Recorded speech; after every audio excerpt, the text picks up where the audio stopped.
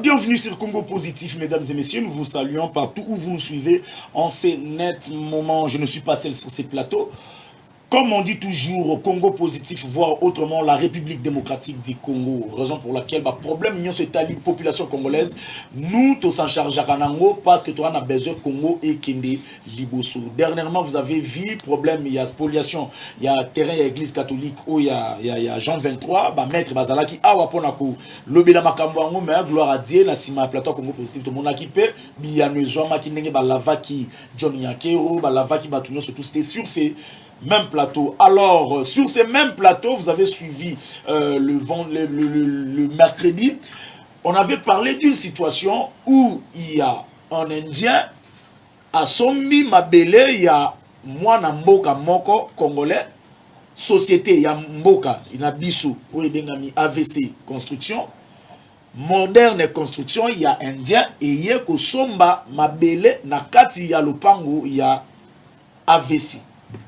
Alors, ça avait créé pas mal de problèmes. Batubaya qui wana pour rouler l'espace, Batuba Bundi, Batumusu Bazoki, Biloko ya AVC, déguerpir bango, Batikali na Babiloko na bango nandako. Ça a créé pas mal de polémiques. Alors, sac à ciment, ceux qui plus de 500 sacs à ciment, Biloko, Babomisa qui pour la Bamisala. Tant déguerpir ka Batu, Bazuka Batu Baki na bango. Nyon se Tigalaki, Tilelo Ezakuna, on ne sait pas ce qui est combiné. Mais on aurait appris que alors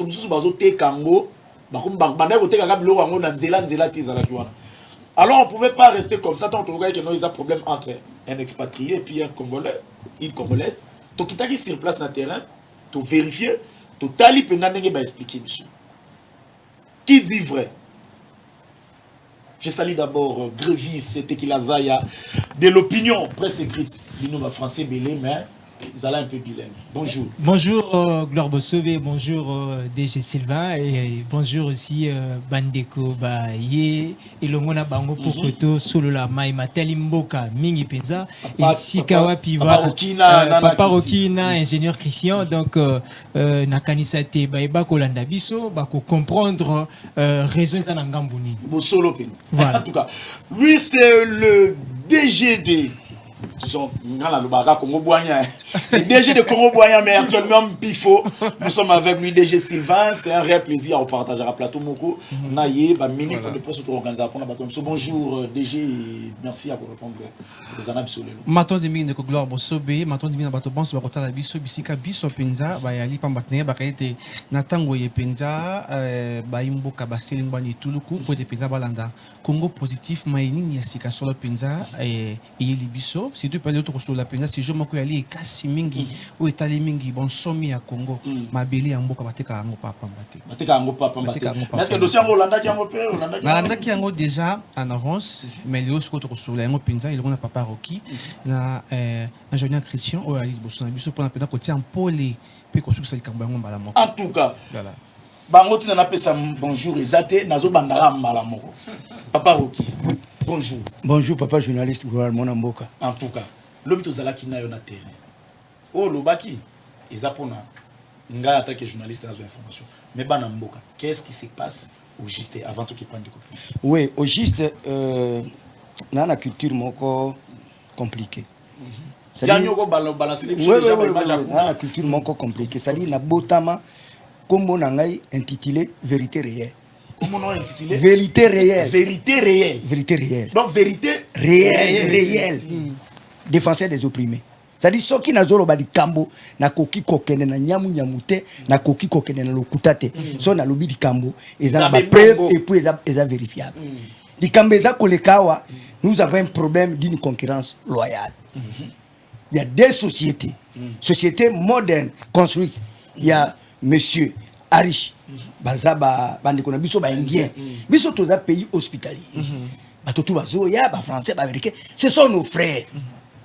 Vous comprenez? Même Ngana Lobaka, attendez, tout le monde, Barwandiawa, Nasekaka, parce que nous sommes des frères. Ce n'est pas des bêtises, mon français.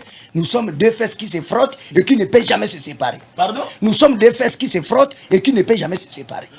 Et alors, tant que Bandeko Bazako ya, Namboka, il faut battre les mains. il faut batelema engebene mibeko ya mboka.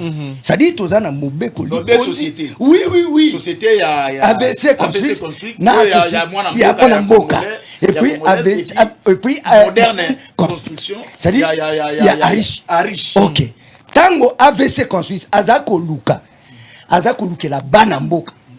Pe azako engagé bana mboka. Par conséquent, je suis avec l'ingénieur Christian Wazali, mon mosali kat na société, on a un superviseur.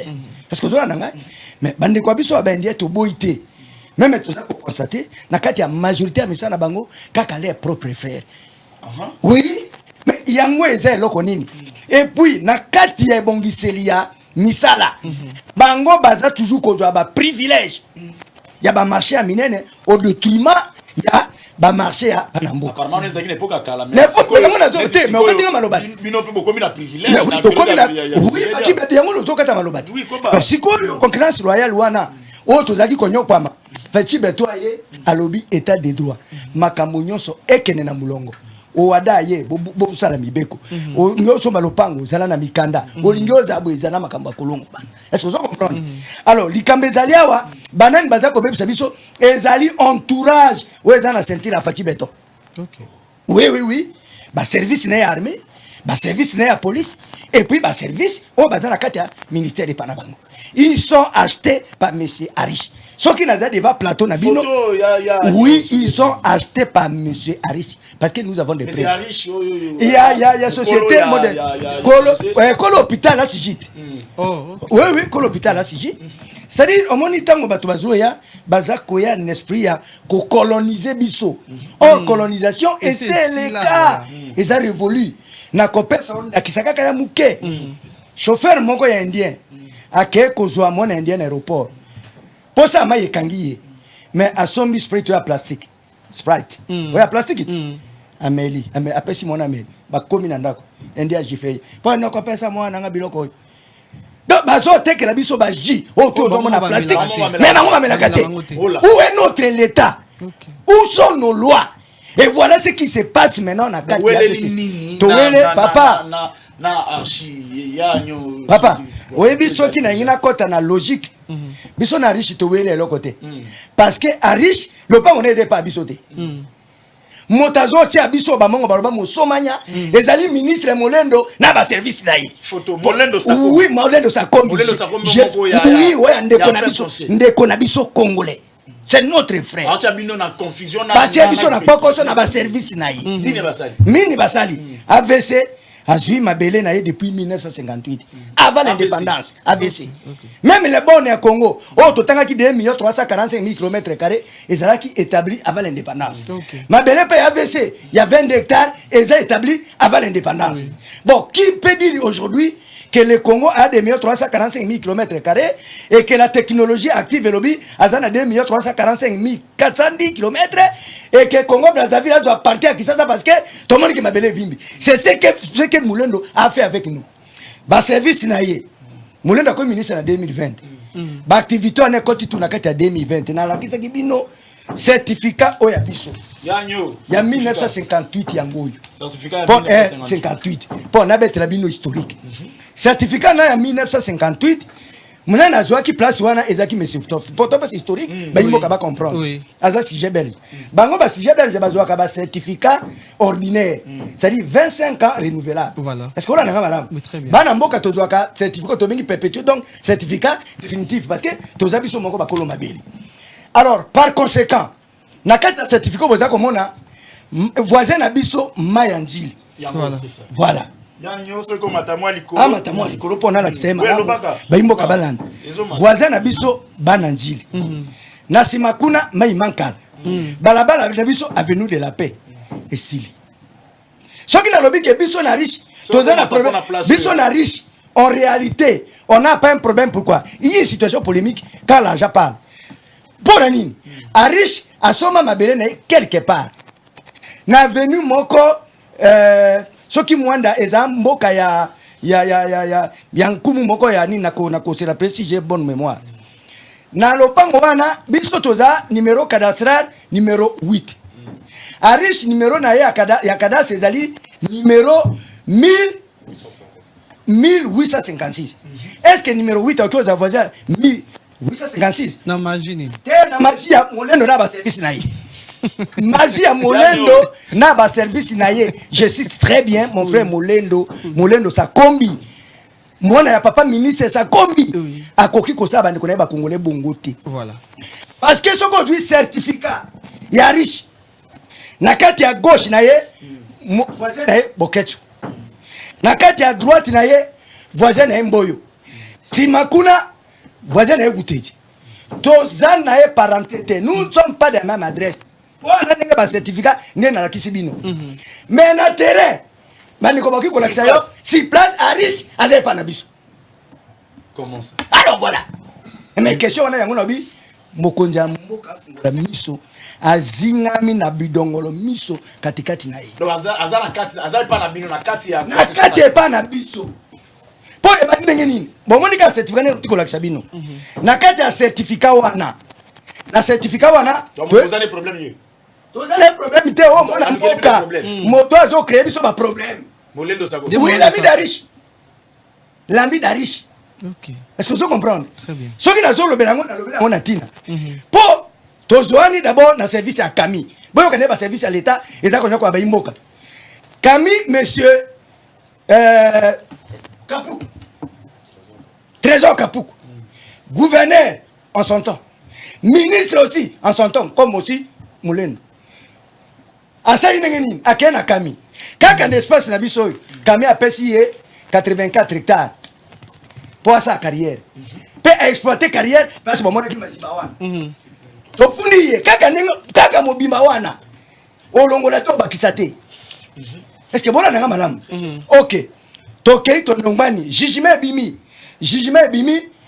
na demi aweza balabala liboso ya balabala ouais wana liboso ya balabala na biso tango jugement na bimi jugement et pesi biso raison du premier jugement avait pesi biso raison ezaki jugement RC 110 593 et lobby tobomi ba certificat nyonso oyo ezana kati ya lopango wana nyonso sans exception to continuer to eko gagner na RC 113 151 oyo ejongisi biso nisikoyo mais to gagner yango quand depuis 2017 mais pour na ko exécuter jugement tala bondo kinenge za niveau congolais ole kawale acha wanyango wewe ole kawale toka kule pourquoi parce que Kapuku a tué tout le bapolé, moi je suis dans la vérité réelle. Voilà. A tué, moi je suis Rubagiza.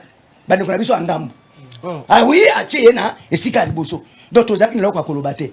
Yango no moni bitumba fati beto bundi. 37 ans ya papa Tshisekedi. Pour na état de droit à restituer. Papa moto moka koki ko piétina ngote to kotikela ngonzela te. Ata oza mona propre. Akomi na lopango na biso ndenge nini? Kasi yango na tozo bisa yote to komi tango to longi dikambo na 2017 esika na biso ezaka mobimba ezaka mobimba motazo exploiter na kati yoso nani Kapuku ti pouvoir de Fati Beto et c'est nini eye Fati Beto lobi état de droit la pourriture ne sera plus la nourriture voilà ya bosoto et la pourriture état de droit non état de droit la pourriture ne sera plus la nourriture dans toute situation même judiciaire même tout ce et c'est ça l'état de droit voilà et personne ne peut me contredire alors toyeta ngoto ko de gepi batoyo to bandi de gepissement moni za 20 hectares sika munene to pusani beto ko mana katikati Kapuku wewe akene influence na yo bité ndenge za wana baki ko exécuter jugement wana te comment bakene inspecteur général weza ki permet na ex coup de suprême na balabala wana vinu de justice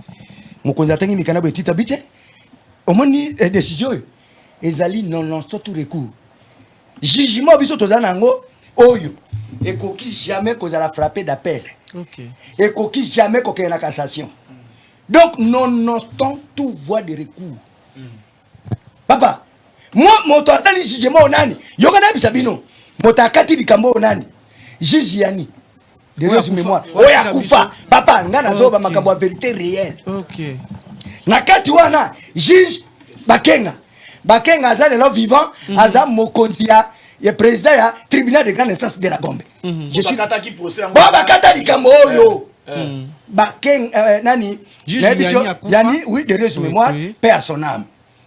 Et puis nani Oazale le président il y a tribunal de grande instance. Na juge mususu wa. OK. Babino et OK ozala jamais cause entrave. To continuer tout kuta na kati indien. Na bande ko mususu ba congolais. Ba mimisi bande ko biso ba indien paisiblement. Biso na bande ko na biso bazo bima na ba plateau ba makina bango na biloko na bango tozo solola il n'y a aucun problème parce que vous êtes mes frères mais vous étiez dans les oreilles OK et c'est la bino ya ngoyote. Voilà. Diga mesili.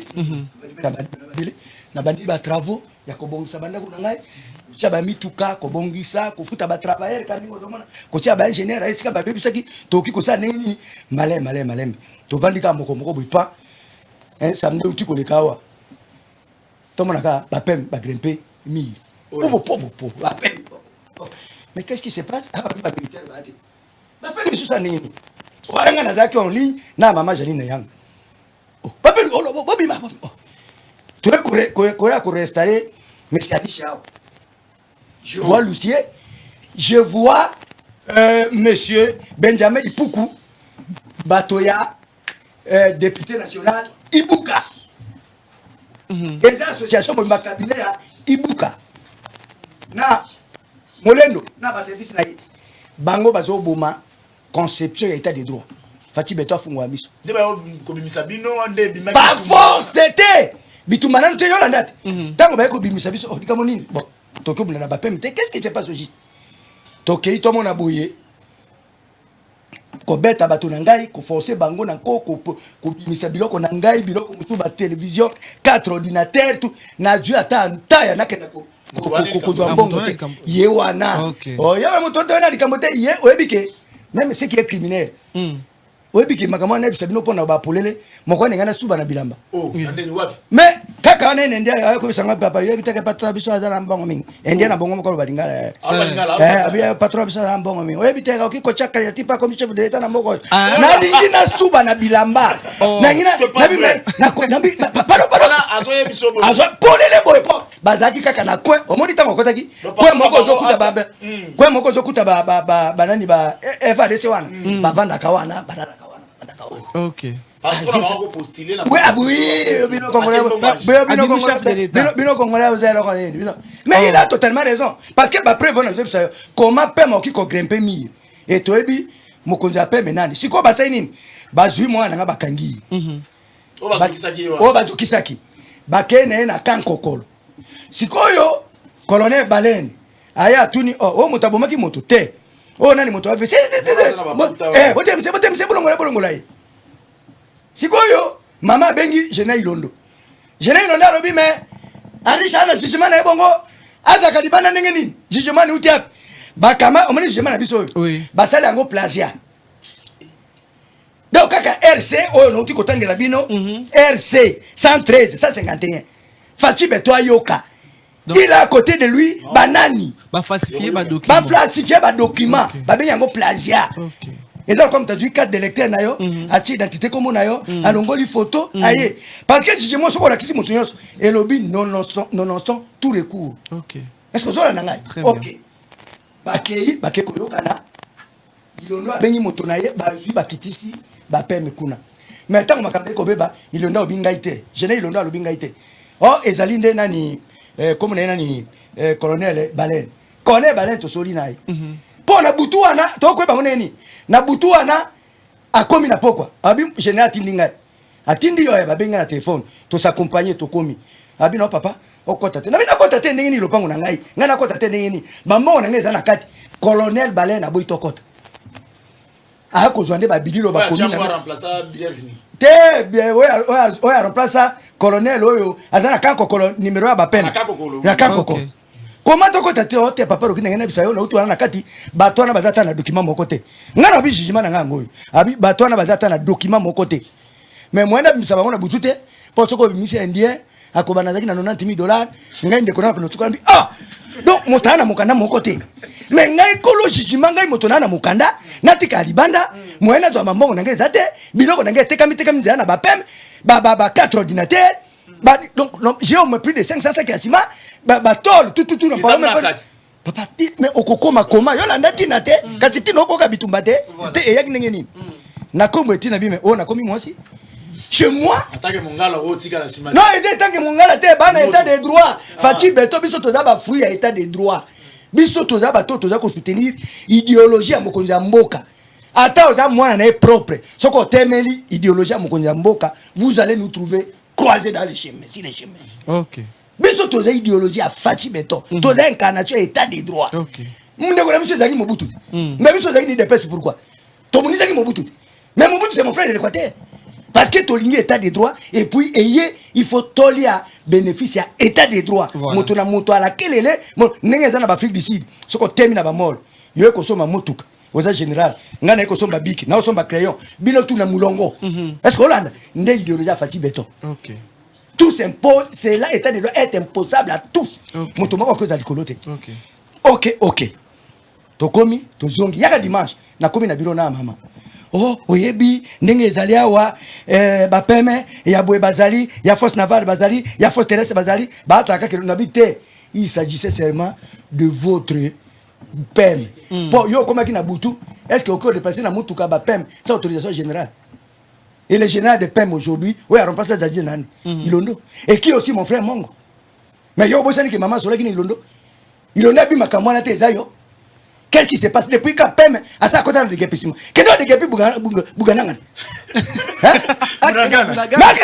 y'a mon tabakas. Mais bien, on peut marcher belé déjà à l'époque à Fatih, par exemple, peut-être c'est ce qui crée des problèmes. Papa, au moins, mais le président Ayaka, Fatih Beton à l'objet. Peut-être c'est ce qui crée des conflits. Non, il n'y a aucun conflit. Comment? Parce que Fatih Beton, ni même les journalistes, ou comme un millionnaire. OK. Maman Yohana, Yohana une inauguration, il y a l'hôpital Angaliema. Maman oui. OK.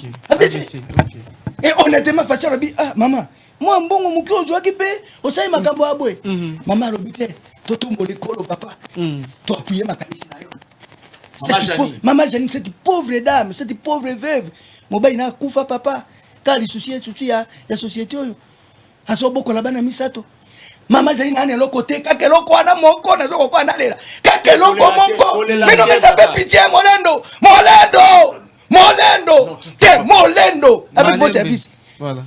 Molendo Sakombi. Mais oui, comment imaginer yo aux an adresse na quelque part. Voisin à gauche Boketu, voisin à droite Mboyo. Na kuna Butezi. On s'est retrouvé kuna comment? Na certificat na biso ya bana 1958 à ce jour. Nous sommes voisins à personne. Tozakana, izini moko yo, ya o esaka pollution, o kaka ba indie kaka. Place riche uta, place toka mosone. Nazozongela yo avant apesa grévisme alo baba solola na ndeko Christine Ke. Bonjour Congo positif. Situation ya boye bolobela rango kutu na télévision te, ça fait très mal. Il faut le président à agir. Congo positif, à attendre papa parler, ça fait très mal, très mal. Mais bakonzi ya mboka, il faut bazwa solution na makambo oyo soki eza vrai. Salut, mais c'est les journalistes gloire. Situation oyo ezoleka ezaka kana ba papa te, peut-être ba papa bazui makoki ya koleka na télévision. Mais batu mususu ba botoli bango ba biloko ba mapango et pas ba expatrié. Mais ba kozambongo ya koleka pa na bino na télévision ndenge nini batu ebele bazonyo kwa ma. Ça chauffe. Grévis. Une question peut-être d'un ingénieur parce que par exemple sur le plan construction. La première des questions parce que Kolanda Malobaya Papa vraiment c'est un dossier très sensible.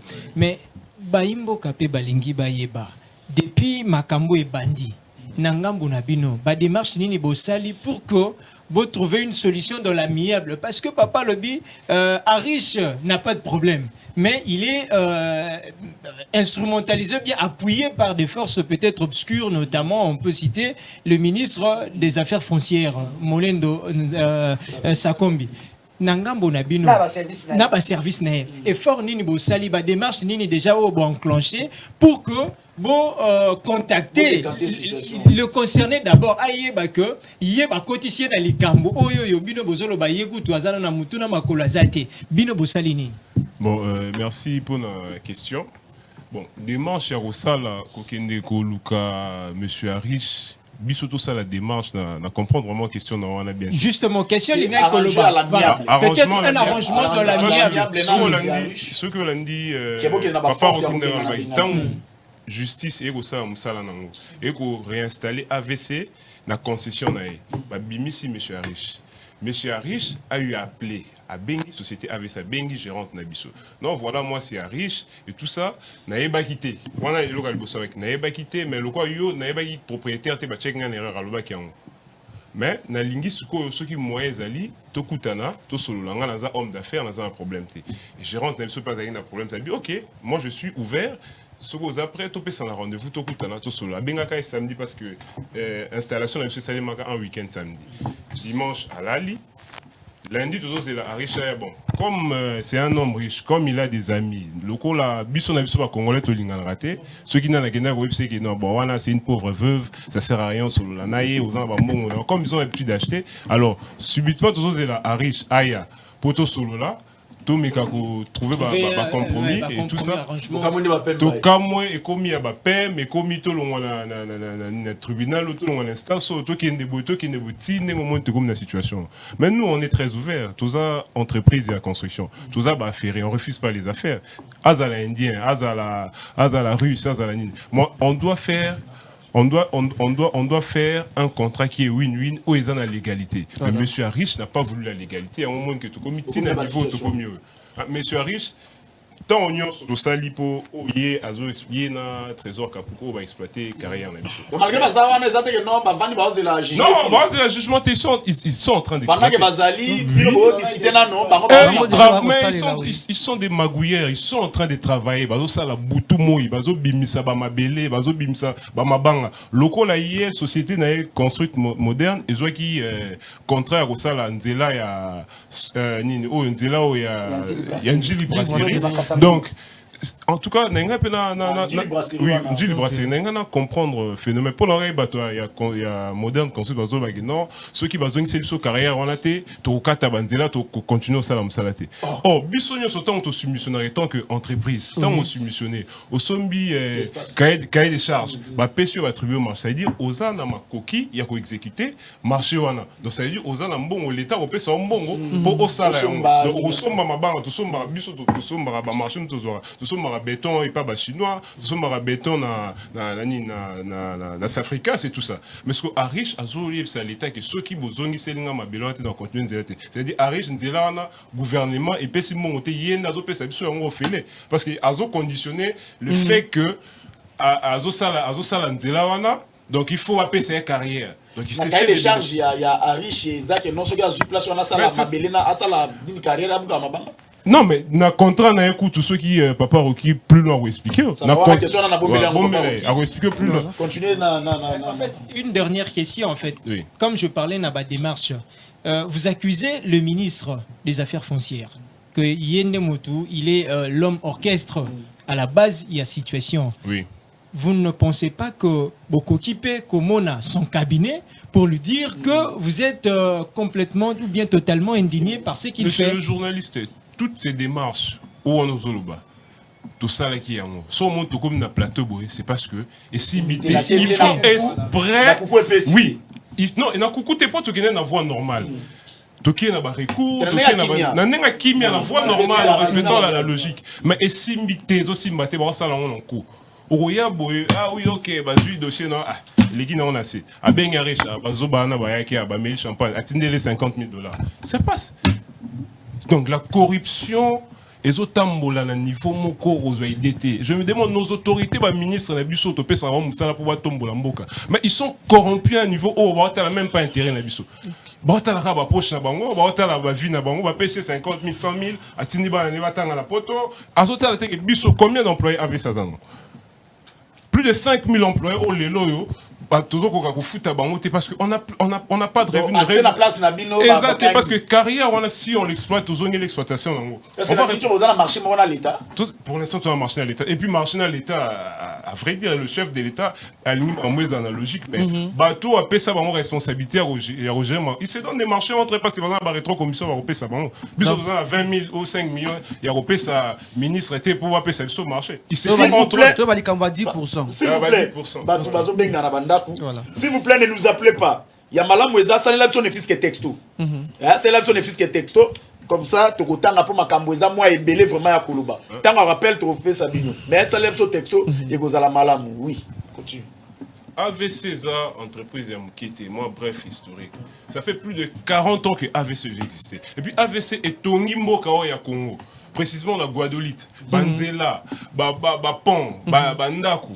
Tout est na Kimpes na Malanga. Tout ça la adduction en eau potable. Nous na Malanga ceux qui ils ont na robinet. Les AVC soutenu de na organisme international. Donc c'est une entreprise sérieuse. Tout est Pont car na carrière on a Pont les cas qui on a Pont mon qui on a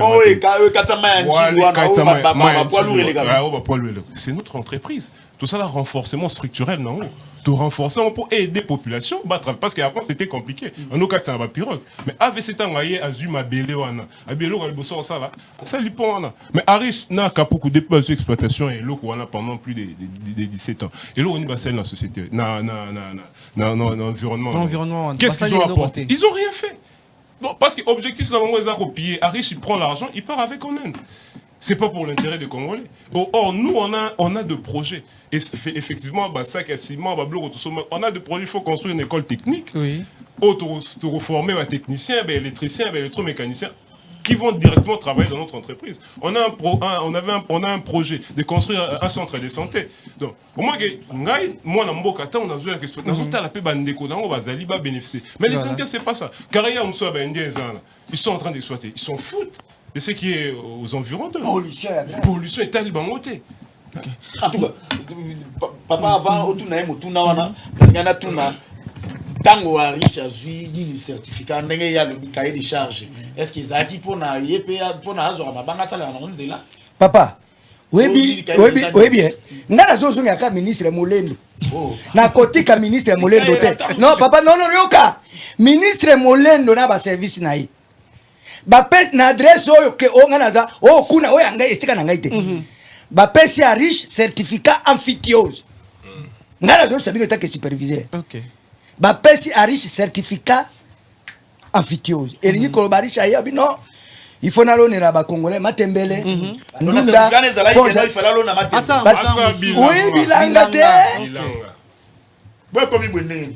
Comme neni. Comme na mabanga. Na mabanga. Mais on doit comme neni, mais votre ministre Molendo.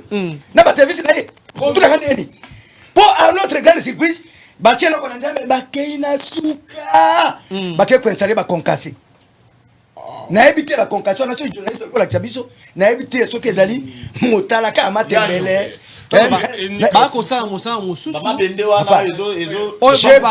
Je suis de la vérité réelle.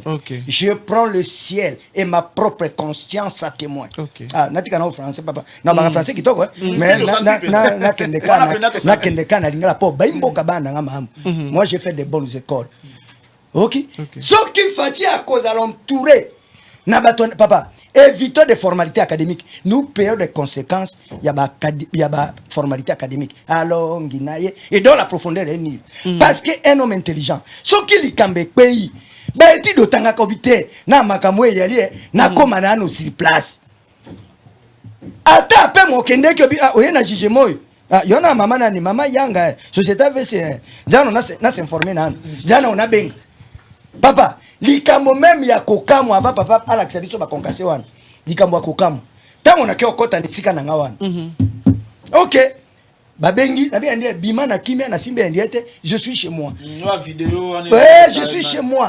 Mais likambo ya kokamwa baye batindi ba policier, le général Kasongo. Alobi bisoto bima totikela ba indien place biso tozana jugement na ngina tu na général Kasongo et longa ba pème comme général Kasongo na tuni général Kasongo po azana ba policier kuna ya mona ki angolobi ba policier ba kuna plus de 15 je suis bien renseigné et le général Kasongo me connaît très très bien.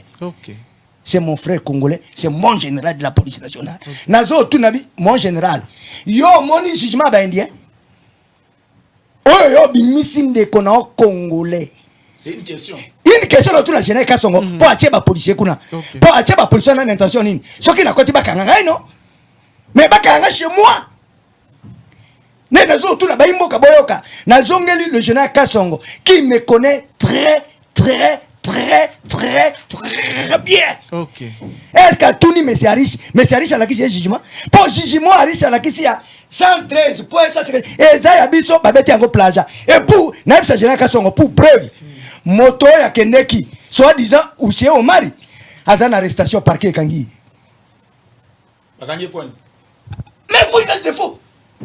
Arish à la jugement il n'y a aucun jugement dans le mois de juillet il y en a pas. À part le jugement, non, tout recours.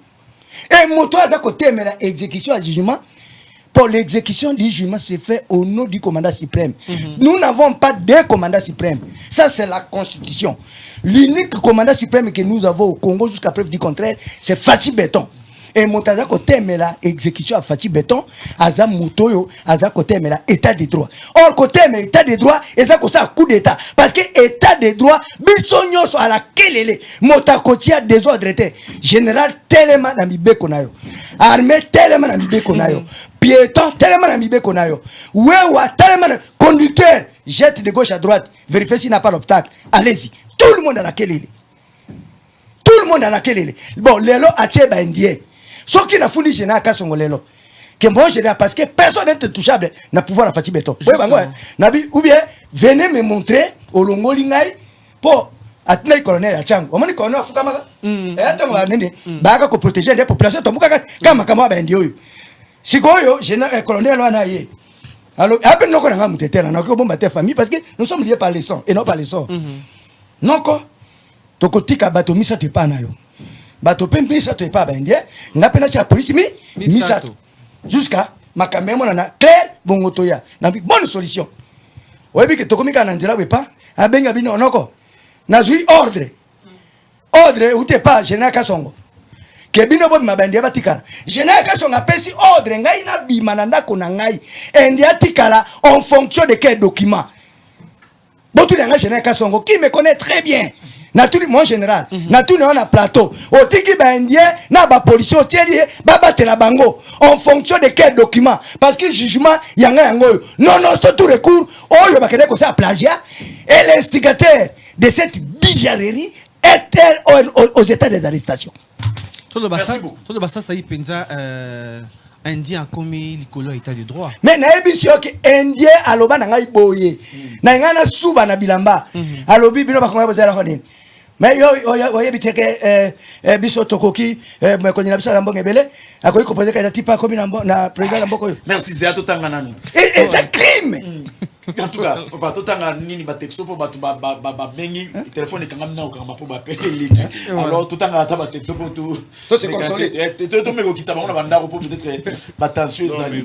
Bonjour messieurs les journalistes, en tout cas makambo ya ba indien et libanais pour la occupation et à espace na Congo, il faut président azwa ba mesure pour explosion et ko salema pe ba autorité ba causa la complice. Alors Congo positif, rappelez-vous de ce qui s'est passé à Kingaboa. On chassait les Congolais pour le profit libanais. Vous imaginez un peu le comportement de nos autorités? Continuez Kokoma. Merci et bonjour pour cette émission. Ezosala Elengipe Makambondeko Azoloba Ezaya Solo. Bota lananu Makambo Ataya Bidje Bazo voté Mingi Ezakaka na intérêt na bango ba député na ba combien ba 21 000 $. Baouti na combien 12 000 enseignant, mati si na combien, soldat, policier, bongo na fonctionnaire. Kaka policier wana bazofuta bango muke nde batindaka bango babenganaka congolais. So tozongana no muke na lubango. En tout cas, tellement que ça chauffe. S'il vous plaît, ne nous appelez pas. Comment texto na yo vous allez malam tout autant on malem meti to koma na suka émission. So nos assemblées na ya a nyo clinique oyo zo soutenir prévision chef de l'état, clinique El Rafa kuna bakitsa ba prix ya ba la ligne surtout. Clinique El Rafa clinique amnene. Opération des appendicites erni ba $80. Mais bateau balingi de consultation est officielle. Examen officiel. N'est-ce pas il y a que dans votre place. On se met la fiche. Il y a que dans votre place. On se met la fiche 7000 francs. OK aujourd'hui. Bah ezanga hôpital elle a faut ezanga cher na tangaka. Tellement de soutenir chef de l'état, vision chef de l'état, il a rabaissé ba Akitital. Au moins bateau balingi. Le docteur Agos Kongolo. Docteur Agos Kongolo, merci beaucoup Nelo wana. Biso ko to kenda place et lo malamu ezali. Bah ça me découvrir que toujours on toyo la sabana bana mboga. Que tala lo malamu za place té. OK. Ce que nous assemblés na ya nyo, c'est parti. El Rafa et puis toujours. Promouvoir la santé en République démocratique du Congo, désormais, c'est l'affaire des cliniques El Rafa. Dotée des matériels modernes et de qualité, des personnels qualifiés, cette clinique vient répondre à toutes les préoccupations sanitaires de la population congolaise en particulier et d'Afrique en général. Elle dispose de tous les services, comme le précise son médecin directeur, le docteur Agos Kongolo, dit béton. Au bandika na 4 départements à branche à Liboso à Nagnon Sozalia. Médecine interne, pédiatrie, chirurgie, gynéco-obstétrique. Là, on a ici ophtalmologie, dermatologie, laboratoire, imagerie. Nous sommes à place. Le médecin soigne, mais c'est Dieu qui guérit, dit-on. Cette dernière associe la médecine moderne et la spiritualité. La médecine est la spiritualité. Au moins, on a des maladies moko. Ma pécio bakisi, oyaki, oyatikali. Ma pécio paracétamol na hôpital mongo fièvre facilité. Aye pas docteur, moi je paracétamol moko, il y a maison moko, il y a firme moko, habillé pas docteur moussous. Donc, il y a un nous comprenons que le premier chirurgien, le premier médecin, est un zambémo. Il y a un autre but, celui qui travaille sans pour autant associer Dieu à Zorena pour échouer. Il y a un autre homme qui est médecine, to côté la makamna biso, donc hier sur le lobby tout ça. Donc on permettra biso après biso médecine les âmes abété, il y a un avant makambutu to be la caille, le Jéhovah Jireh, Jésus-Christ du Nouveau Testament. Dans la même logique de soutenir la vision du chef de l'État, Félix-Antoine Tshisekedi, Agos Kongolo, l'homme des cas difficiles, lance une promotion de santé dans toutes ses cliniques. Donc, tu t'imagines au hier la consultation, Basalio Fiche, docteur Atalio, n'a pas examen laboratoire au foutika 7000 francs. C'est du jamais vu. Il y a mis $10, tout ça, échographie. Au hier, $20 basalio radio ya parti nyonso ya nzoto mikuwa nyonso ya kingo ya mutu ya maboko atabino oye na $20 basalio ECG oye prenant pour la robot futi $50 oye na appendicite na rezo tungiso kala futi $80 na $80 mikozo sa na hôpital bakisi ya opération hospitalisation acte chirurgical bon anesthésiste hernie la même chose kyste 150 ba mio mozo futa 300 $, baguatre, tout ça, on va 800. Ba prostate et pas, 800. Tout est à très moins cher. Bandeko bazobela ataba to poto. Bolek satana binote boya tozo c'est la bino. Ce kako bungisi makamona zoloba, ozuka téléphone na yo 09 98 35 75 53. Adresse c'est assez facile. Ozana Yolo Nord 1. Au continent avenue Ngoufou numéro 7. Référence Arrêt Jamar na Kimwenza. Côté Angaba, aux à l'université, au qui est Arrêt Kanyoka. Avenue Kanyoka, côté Ngaba, numéro 3. Yoana Massina Bekatef. Côté Massina Bekatef, avenue Mbangi, numéro 50. Donc voilà, nous vous attendons et nous vous aimons sérieusement. El Rafa, La santé d'abord. Eh bien, merci beaucoup. Tout ça, c'est numéro à docteur Wanati. Benganga na opé son numéro. Mais deux fois, on a commis une question. Apparemment, à un moment donné, comme ma place est bien. Na ba permet na ba balabala. Congolais mo côté à la place. Donc biso tout ba dozara na sima. Na principal est comme ba ti ba 2050. Ti ba 2050 ko ko mabongo pina na mboka. Papa na ngena biso boy. So aucun na justice. 85% ya ba problème. Kaka likamwa mabiri. Sale observation na Kingasani so. Doka Kingasani asuka pam. Tala ba magasin, tala ba biloko ya banini toko ba de bonhomme. Tout ça ce sont des inquiets. Et ce que vous devez retenir, biloko ba tekela kabiso wana, ezala ba biscuit, ezala ba jiwana, ba melakate. Ba melakate, tia biso émission na indien. Zoaka ji o ba teka ya plastique wana. Au pesi congolais, pesi indien, indien a comménagé. Moi je suis reporter. Je ne suis pas contre les Indiens. Ce sont nos frères, ce sont nos patriotes. Nous sommes liés par la loi à Genève. Vous comprenez? Même un Congolais peut habiter en France. Mais à cohabiter sous les lois congolaises. À cohabiter sous les lois de la France. Est-ce que vous avez très bien. Si vous avez un ministre Molendo. Na ba service na ye. Mais parce que c'est ça la base, c'est ça la base. Tala, papa. Oyebi ministre yoka ta wa Kabila. Ministre Boloko. Le cas similaire. Ora nangai. Nani Kabila alongola ye. Donc balongoli osomona document balongoli ministre si place même kana biso. Te nabiotika molendo pona ni. Yo tu nga nabiotika pona ni. Te nga bino te. Comment après mission a. Ngala to yambaka secrétaire général. Mais te soka ya to yambaka so de Istanbul balamoka ba syndicat. OK soka ya secrétaire général. Aya nga to émission. C'est pour ça l'émission T. On même na pour te vérifier. OK. Ben information ya nini aussi possibilité peut zali. On va appeler le ministre pour que non. Toyeba qu'est-ce qui se passe au juste dans dossier. Oyo ma service na ye wana. Mais tikela nga kasina biso. Tout est-ce que tu kana biso? Ça a comme une bolette de sa robe, le roi maman et un bosso. Mais c'est normal, papa. Mais papa, je me dis, les émissions, Baimbo Kabalanda Bisso. Ce qui n'a pas mis Beko Ponani, loi et lobby boy. À part Bisso, en 1956, 58, parce qu'ils ont concession de carrière.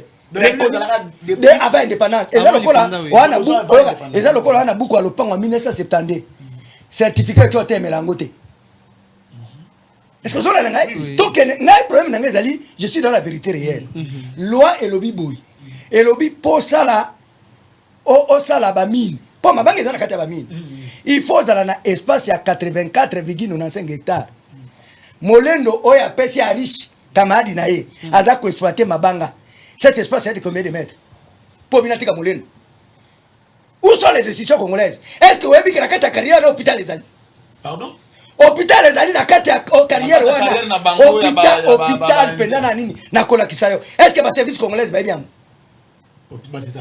batokuna est-ce que ministre dani gouverneur de la banque gouverneur ya Congo Gentili Ngobila ayebi ou aza pemene na mama est-ce que ayebi ke arishi ana na nini hôpital kuna plus de 200 na ba matériel bimamo kwa déguerpissement na tout est-ce que ba service est-ce que ba ndio na bazar régulier?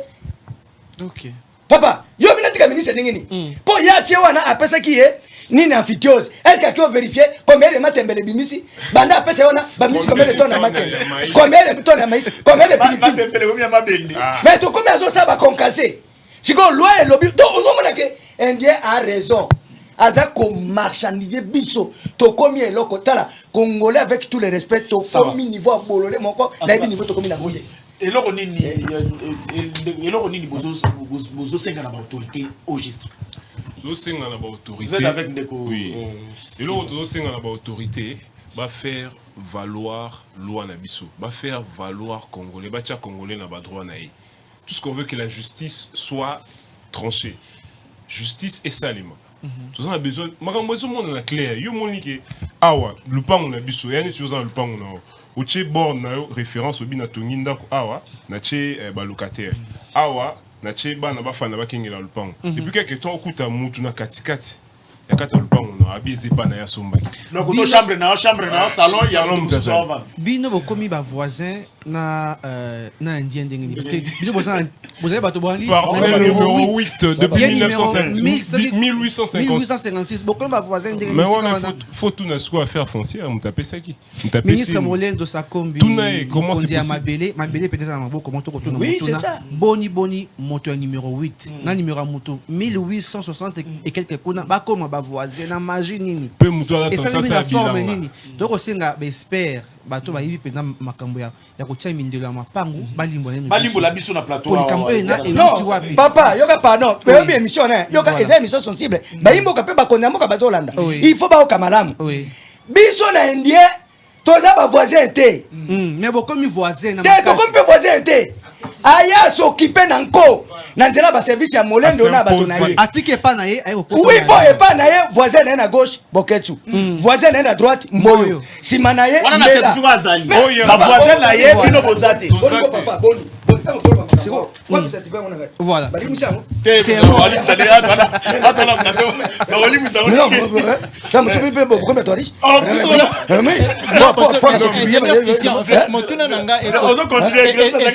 na même sens à sauter boni ni aponi kaka société AVC c'est quoi les raisons bien mobiles nego ikoza mobile bandi à partir ya monsieur Trésor Kapuku tant à monique à quoi na jugement à quoi parce que jugement est lobby tant besoin c'est l'AVC ma belle babi mutunioso azana kati étendu à 22 hectares ya AVC abima OK na 2017 ba rendre jugement wana parce que en 2017 tu veux bien gouvernement zalaki Trésor Kapuku et ainsi de suite on sait pas agir oya boa et en 2020, dans Fachaye, état de droit, aux à la ministre, aux à la nan, tout le monde a la kilélé. Et on a appliqué cela en avril.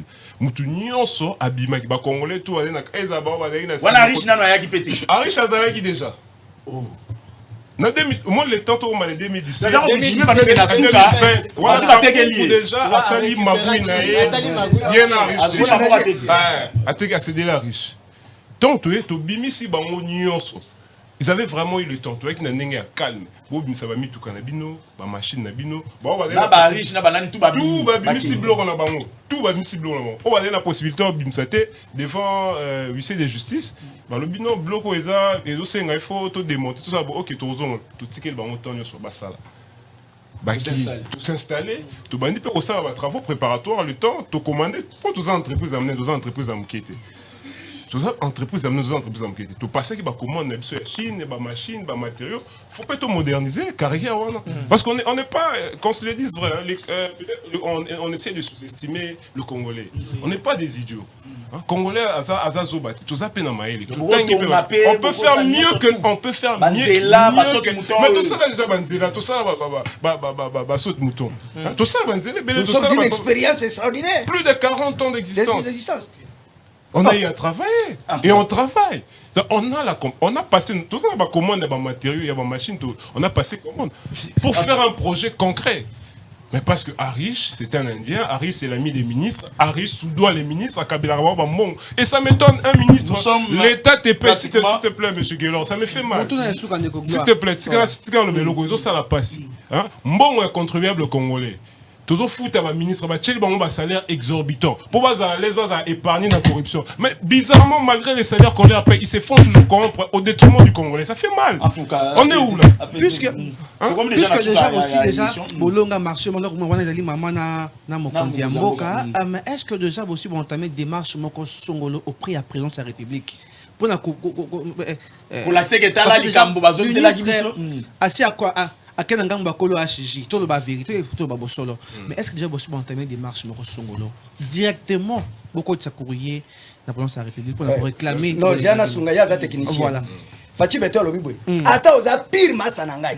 Ata olia kanangai. Soko seli kamu kendo dénoncer. OK? Qu'est-ce qui est de plus extrême et le kaka jugement? Ne question n'engage pas Général Kasongo. Tout les généraux Kasongo. Qu'est-ce qui est de plus extrême? Ouais, le kaka jugement. Merci beaucoup. En tout cas, Comme les gens n'ont Donc, nous avons déjà gagné. Lundi, peut être kuna na bino. Bon, tu as courage, tu as quand on pas lundi na bino. D'accord. Bota ne ka songo bobi sola basoda na. Token lundi. Non, tu Robenga fait général ka songo poto yeba. Token solo voilà. OK, bobenga. Lundi boy. Merci beaucoup. Nous sommes arrivés à la fin de l'émission. Nous sommes arrivés à la fin de l'émission. Merci papa Yakoya. Merci Ndeko Nani et puis Ndeko Christian et puis merci na maman Place Azolanda biso ya kosala ZTM télévision Congo positif confiance Yakoya ko ba ke nombela la bino yokani même ti na ba ministère et puis merci na ba Ndeko surtout balanda biso Ndeko merci et puis merci na Grévi Bogotanga ngo na tu 7 Bogotanga na opinion Bogotanga na Pifo et Bogolana na ba YouTube na ba Pifo na Congo positif 22h30 et kozonga et puis na YouTube na Congo positif et kozala ma place Iwana surtout l'année prochainement. Merci à la grande chaîne, la meilleure chaîne du moment, ZTM Télévision. Voilà. Ciao. Ciao. Ciao. Merci.